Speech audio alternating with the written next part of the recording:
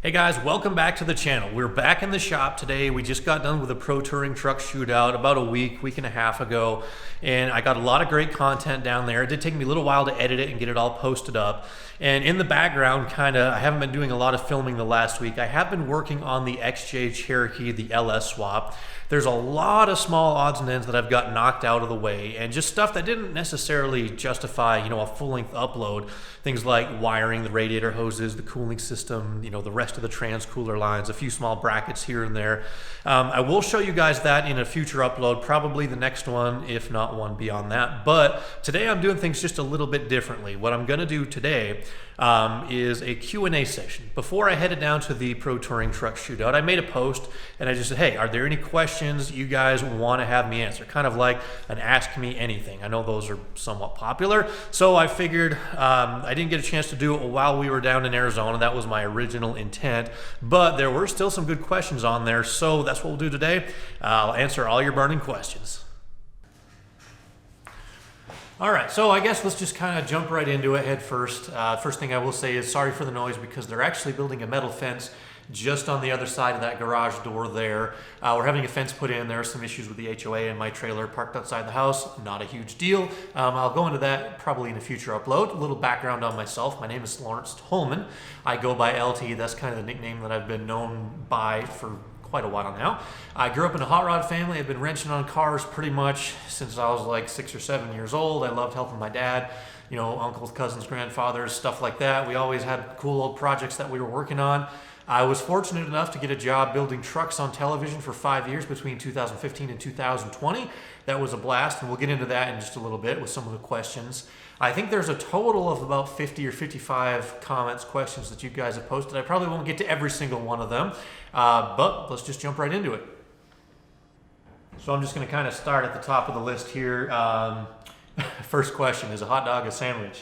I have no idea. I like hot dogs either way, so sure, it's a sandwich. Not a question, but I love that you work in your garage just like regular folks. Well, I mean, that's what you got to do, right? I have this cool garage that's attached to my house. I've been building trucks here since September. I'd love to upgrade to a larger space. We are looking around. The market around this area is pretty tough. There's a few commercial buildings that we've been looked at, but the price tag is usually like around $1 million. So we're not going to move into one just yet, but I am looking. I'm hopefully going to find something to rent that's close to where my house is. And I told you guys I want to get into a shop by the end of this year, and I still want to do that, but it's just a matter of finding the right deal and the right property. Who, if anyone, do you keep in touch with from my TV days?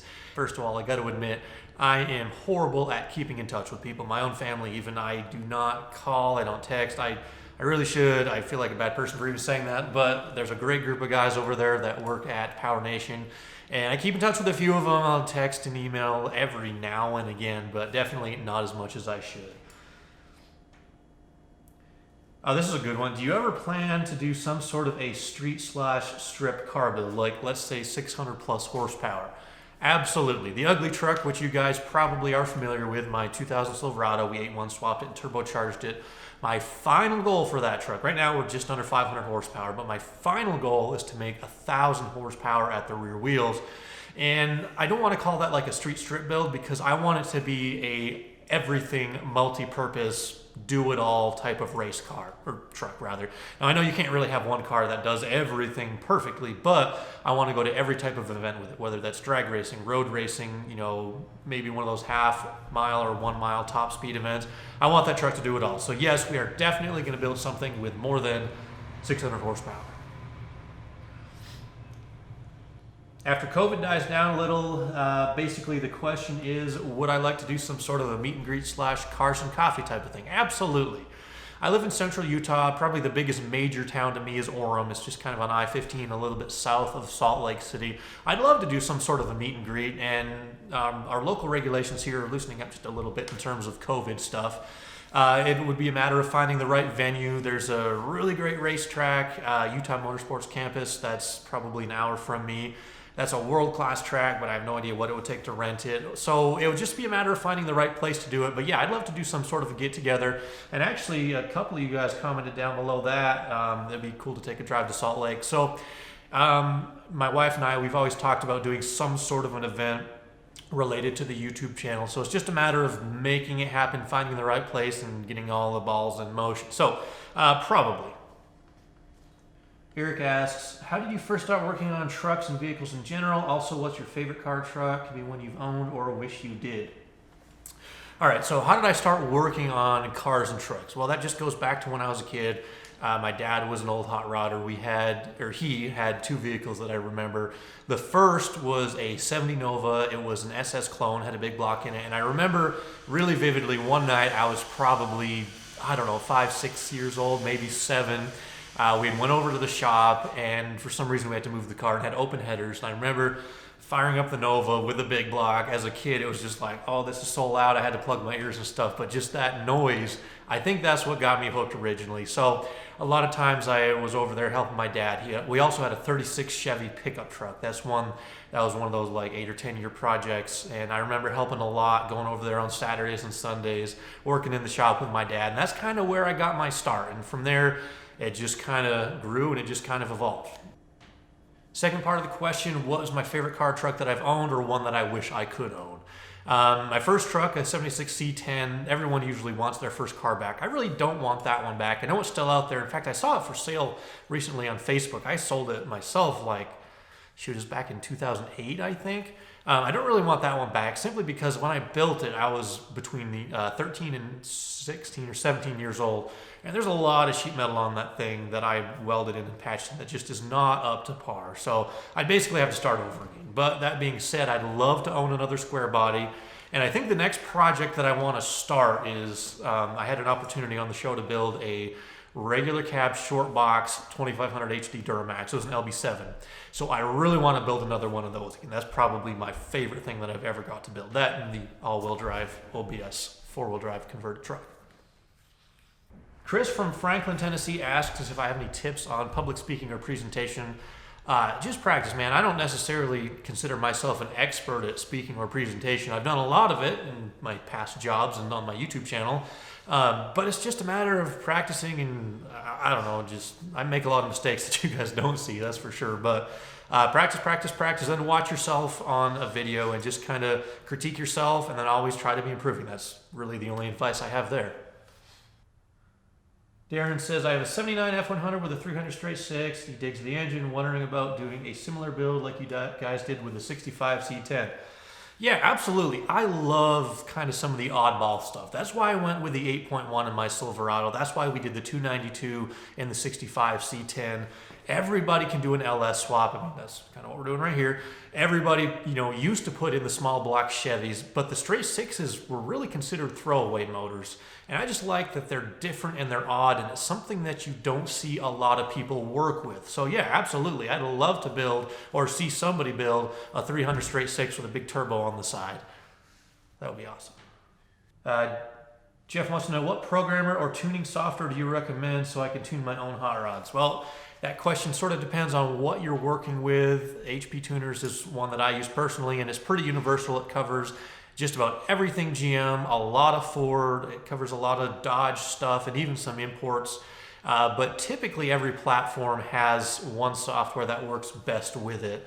Especially if you get into some of the European stuff, each of those have their own. But yeah, HP Tuners is one that I use, and it definitely covers most domestic vehicles that you'll be working with. And I won't say tuning is easy because there's a huge learning curve to it, but get the software and get started.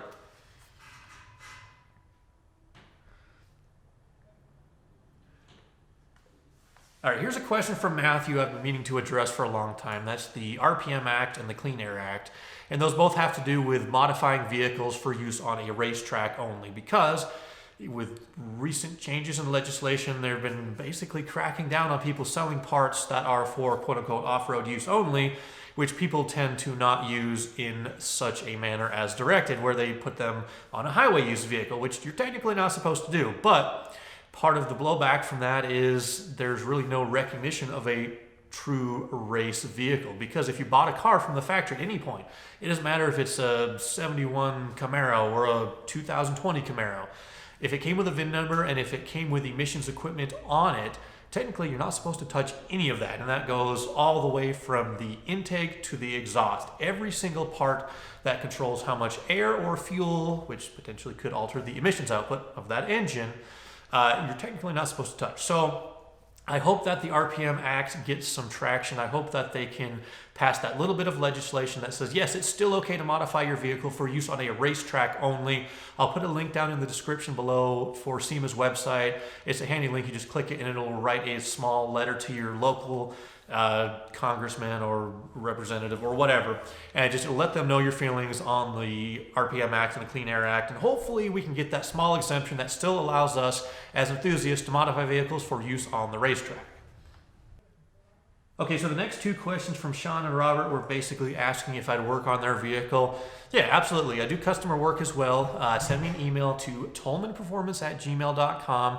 I will admit I do have a bit of a backlog right now. I have a pretty good waiting list built up, which I'm very thankful for, but just being one person working in a shop and trying to make videos at the same time, it does take a little while to get things done. But like I said, if you're willing to wait just a little while, send me an email and we'll get you on the list.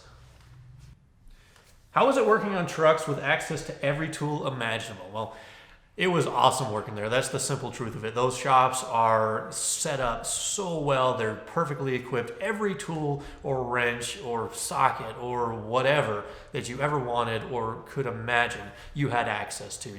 We had a nice 2-post lift, an overhead crane.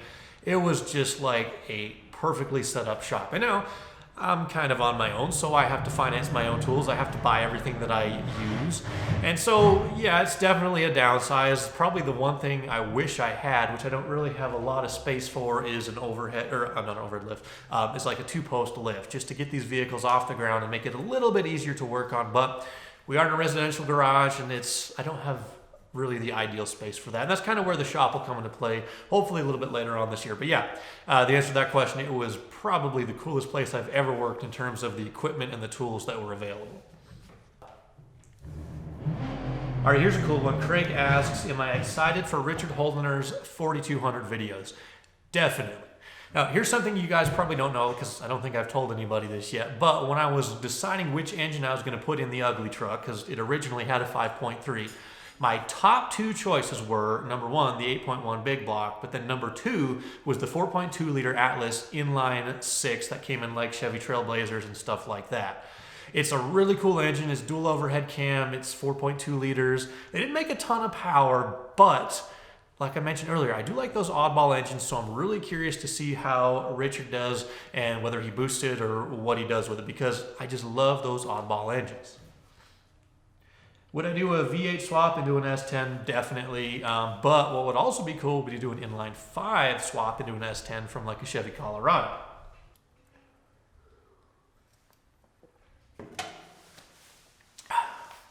All right, so it is time to talk about the 65 C10, because that's a question that comes up quite a bit. If you guys aren't familiar, on the show we had a 1965 C10 we built. It had a 292 turbo in it, and on the very last shoot day of that truck, we had a drag strip payoff schedule. So we loaded up, we were down to, it's just a local 8-mile track. I forget what it's even called now. US 43 drag strip in Etheridge, Tennessee, maybe. Anyhow, we were down there. We spent the whole morning just preparing and filming some background stuff on the truck. And on the very first hit on the track, we got a burnout out of it, and we got a small launch. It missed a shift, and then it just started making some really, really awful noises. And when he brought the truck back to the starting line, it was just sitting there idling. It sounded like it had a big chunk missing out of something, a hole in a piston, a rod thrown, a bearing that was gone, or a transmission that had let go. And this was like our one shot to pay off the truck. It was the last day of shooting, and we couldn't even get a solid run out of it. So yes, I was frustrated. I was pissed off, let's just say it, right? And I tried to keep my cool, didn't do a very good job of that. And so because of that, a lot of people think that Austin and I hate each other, or that I hate Austin, which I don't. Austin's a great guy. I worked with him for about 1.5 years. I totally wish I didn't react that way, because watching it now, I feel ridiculous. I look foolish. It turned out all that had happened was the flywheel bolts that just basically backed out, and the flywheel was just kind of rattling back and forth. On those 292s, They have a lot of vibration in those engines, and so more or less all we had to do was pull the trans out, pull the clutch off. I took the flywheel off, cleaned everything up, put thread locker on the bolts, and tightened them down to spec. Once again, I put some really good, I think, red thread locker. So hopefully there'll be no more problems after that. So I'm sorry I reacted the way that I did. I feel like a jerk, but you know, I got frustrated. That's all I can say. So I have really no excuse, but the truck was fine. Nothing major happened at all. I think, you know, it happened on a Friday, and then by Monday we pulled the trans out and put it back together, and the truck was back on the road again. So no harm, no foul. Everything's a-okay with the truck.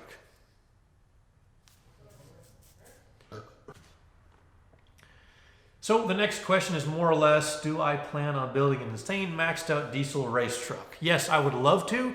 One of my next projects I want to do, I kind of mentioned a bit ago, a single cab short box Duramax. I'll have to do it pre-emissions so we don't have to worry about all that stuff that's going on like we talked about just a little while ago. But yeah, I'd love to build one of those. I think once I get my ugly truck phase 2 done with the big motor and maybe the Suburbalanche taken care of, I think my next project, I want to buy a single cab short box Duramax and make it a full-blown race truck.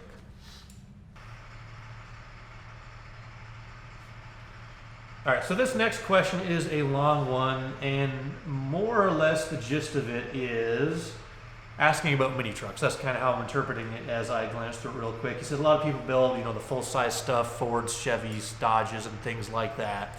But the mini trucks don't get as much attention as they used to. I remember there was a whole magazine dedicated to mini trucks back in the day. You know, the Toyotas, the Nissans, the Mazdas, S10s, Rangers kind of fall into that category. But nobody really seems to pay attention to those anymore. But one of my first trucks, not my very first C10, but one of my first daily driving trucks was a 95 Nissan. I think they call it the hard body, extended cab short box, two-wheel drive, V6 automatic. Had the bucket seats, the full console. This truck was slick. It was in really good shape when I first got it, which I was like 14 years old. It's rusted out. The truck is gone. It's trashed. But I would love to find another one of those. So here's kind of a general shout out. If you guys have for sale a mid-90s Nissan, or if you know where there is one, I'm very specific about the one that I want. It's got to be blue. I think they called it Pacific Blue. That's the color mine was. I'd love to find my exact setup. You know, a V6 extended cab two-wheel drive truck. I'd even love more than that to find a V6 5-speed manual two-wheel drive, but those are kind of rare. I mean, the Nissan trucks in general are hard to come by in decent shape, but if you have one that's the Pacific Blue color, let me know. Maybe we'll do another project on the channel. I'd love to build like a race or a drift truck or just a fun pro touring mini truck. But like I said, let me know if you find one. But the question in general, mini trucks, yes, I think they should get more attention because they're small, they're lightweight, they're great performance-based trucks if you don't want to build like a car. Do I build trucks for customers? Yes, I do. We kind of talked about that a little bit earlier. Send me an email if you have any information you'd like to get there. This question comes up a whole lot. Have I ever monitored the fuel mileage on ugly truck? No, I haven't. I've only put like 450 miles on it since I've got the Turbo 8.1 done. And pretty much those 450 miles are all full throttle wide open. So no, I haven't measured fuel mileage. It's gone through a lot of fuel in those 450 miles. And it would probably do okay if I drove it conservatively, but it's not really for that. So no, I haven't. I would like to know though. That is a good question. Charlie wants to know, what's the highest horsepower that I've ever made? For one of my own vehicles that I own, right about 500. I had the ugly truck, I had a white extended cab truck. Both of those were like 480, 490 horse at the wheels. Stuff that I've built on, we did a couple of diesels. We had a Cummins that did like 699. Actually, my LMM Duramax, we had that at like 490, and I forget what the torque was. It was like 960 or something like that. But the highest horsepower vehicle that I've personally worked on or built was before I got the TV job, back when I worked in Idaho. This was Andy's twin turbo S10. He was from Wyoming, and it had a 383 small block Chevy, twin turbos on it. I believe it was somewhere around 850, 805 horse at the wheels. And I actually didn't build the whole truck, but that was just like we finished up the wiring and we did the tuning on the dyno. So 850. I want to eclipse that number. I want ugly truck to get to 1,000 horsepower, and I don't know when that's going to happen, but you guys haven't seen it yet. I do have a pretty significant piece of the puzzle that will get me in that direction, sitting right over there in the corner. I am collecting parts very slowly, just trying to save up and buy some you know, a crank, rods, pistons, and all that stuff to build a proper 8-1 that'll hold up to a ton of boost. And we're going to turn it up probably a little bit later, probably next year, because I think this summer I'm just going to drive it. But so far, yeah, about 800, it was either 805 or 850 horsepower. That's the most I've ever done. William wants to know, what RPM does the ugly truck run at highway speeds with the 430 gears? So I do have a 30 and 1/2 inch tall tire. The 4L80 has, I believe, an 075 to 1 overdrive at 75 to 80 miles an hour. It's right at 3,000 RPM, which is a little on the high side. I'm probably going to switch to like 342s, which I still have, or maybe a 373, just something to make it a little more driver friendly, because, you know, I do use the truck on occasion. It's not just, well, we won't get into that. But, so yeah, I'll probably re-gear it, but with the 430s at 75 to 80 miles an hour, it's like 3,000 RPM. All right, so the last question I'm going to get to today, he's asking, would a Octane Booster added to 91 octane fuel help with towing power if I tune to run more timing? Yeah, the simple answer to that is, in theory, if you add octane to any fuel, whether you start with 87 and go a little bit higher or start with 91, if you add octane to the fuel, it's going to make it less likely to pre-ignite or detonate, which means you can safely run a little bit more timing for a little bit more power. Obviously, that will add a little more heat to your coolant and things like that. But the thing to be careful of is most octane boosters that you can buy over the shelf for, you know, a couple of bucks, $3 to $5 a bottle, they're not going to do a whole lot, because if you read the fine print, they're actually adding like tenths of a point of octane, not actually, you know, a whole, it's not like you're going from 91 to 95. There are some products out there on the market, like race gas, that will actually effectively and safely raise your octane, so you can run basically, instead of leaded racing fuel, you can start with pump gas and you can actually bump up the octane. That being said, it is a little bit expensive to use on a daily basis, so my recommendation is usually just have your vehicle tuned for whatever octane is readily available for where you live. If you have a flex fuel set up, I love flex fuel a lot, because the ethanol in the E85 is, I don't know what the equivalent is, like 100 or 105 octane equivalent. Yeah, you do use a whole lot more ethanol compared to gasoline, because I think it's like you use 33% more or something like that. But anyhow, yes, in theory, if you can properly increase the octane of a fuel, then yes, you can run more timing without any safety issues. Alrighty guys, that's going to bring this video to a close, but I want to say thank you for each and every one of you who have actually put the comment down there to help make this video. I hope it was worthwhile. I hope it answered some questions that you guys have had. But there are a few things I'd like you to do if you didn't mind. Number one, click the like button on this video or any video of mine that you do watch, because it does help promote the channel in the algorithm. Number two, hit that subscribe button, because we're trying to grow this channel to reach 100,000 subscribers by the end of this year, 2021, which means we need like 55,000 and change more of you to hit the subscribe button. But I know we can do that. We've got a little over 6 or 7 months to make it happen. So thank you guys for watching. I do appreciate it. Next time we'll be working on the XJ-LS swap. We're almost ready to fire it up. I'm not sure if the very next video is going to be the first crank or not, but we're making really good progress there. And just kind of in general terms of other stuff we have on the channel, I've got a Ford F-150 coming back really quickly. We're doing a cool engine swap on that. And my own projects I've kind of put on the back burner for a little while, but got some new parts rolling in for the ugly truck. I'll show you those soon. And the Suburban, I got a whole bunch of stuff just sitting waiting for the time to actually put it on. I got a new rear axle, new shocks. We're doing a 4-wheel disc brake conversion. I got bigger injectors. I want to do a cam swap, a whole bunch of goodies for the 7.4 Vortec. I love big block stuff. So hopefully I get a chance to get to that. And then I do want to still do the Suburbalanche conversion, which it's just a matter of finding the time and the day to do all that stuff. So anyway, thank you guys for watching. I appreciate it, and we'll catch you next time.